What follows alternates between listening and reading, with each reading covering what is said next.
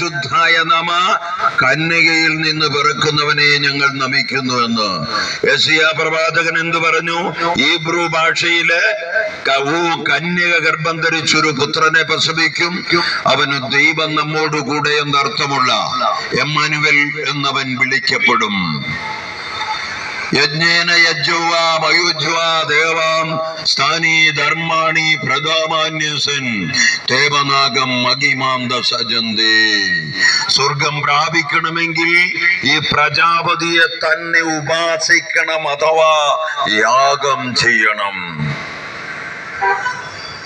ആരാണ് ഈ പ്രജാപതി എന്ന് വളരെ വ്യക്തമായി, വളരെ കൃത്യമായി വേദങ്ങളിൽ വളരെ വ്യക്തമായി പ്രതിപാദിക്കുമ്പോൾ, പ്രിയമുള്ള സഹോദരങ്ങളെ, നാം ഈ പ്രജാപതിയും യേശുക്രിസ്തുവും ഒരാളാണെന്ന് വ്യക്തമാക്കുന്ന 11